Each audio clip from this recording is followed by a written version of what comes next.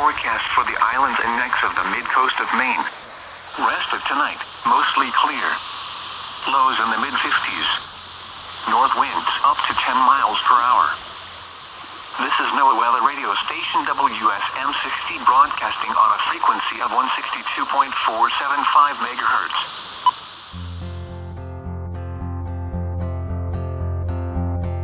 For me, the best part about sea kayaking is basically freedom. The freedom to decide where you want to go and what types of experiences you want to have.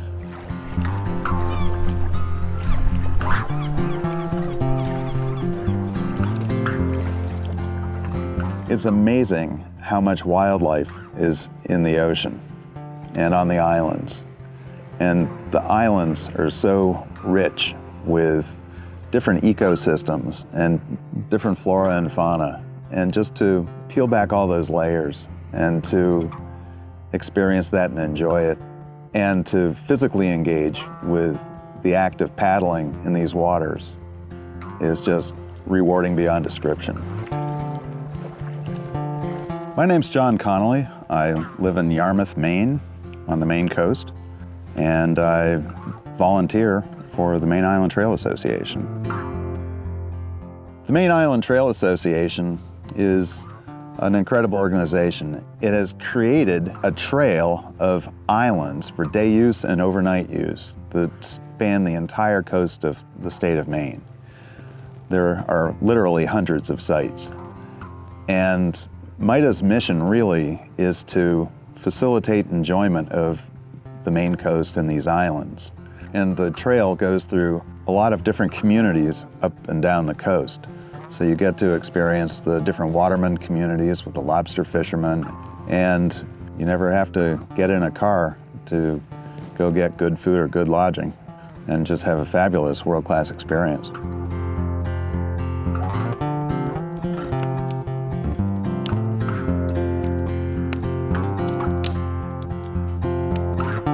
All types of people are able to come out to these islands, and that's really important because it shouldn't be just for a privileged few.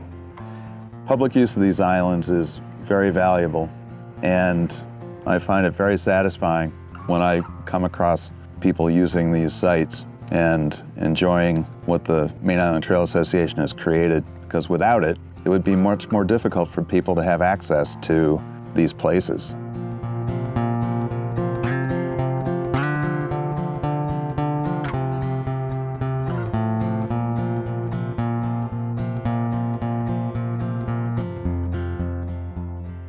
In a given day, you can paddle from one island to the next and see many different islands. And there's a dramatic granite shoreline around these islands, but the interior of the islands are wooded, and there are trails. And so you can have very, very interesting adventures that involve hiking as well as the on-water piece.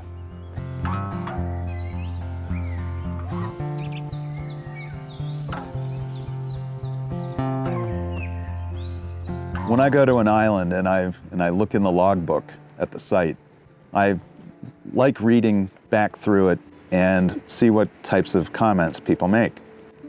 I've never seen anything negative in one of the logbooks, and it's a real feel-good experience to read them and to really see what people are wanting to say about their experiences out here.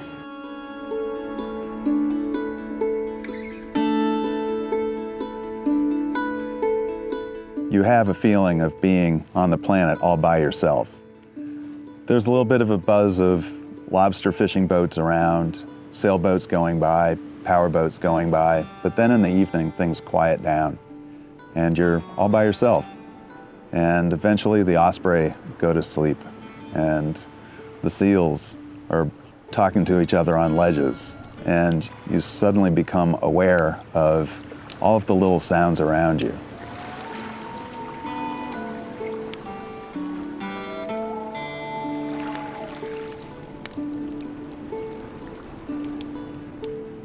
It's really important for the public to be able to use these islands, and we need to make sure that these experiences are available for future generations. From my point of view, if you don't love it, you won't save it. When people have these experiences, they care about the resources, then they care about conservation, and they care about stewardship of the resources. And that's really what motivates me to participate as a volunteer with an organization like this.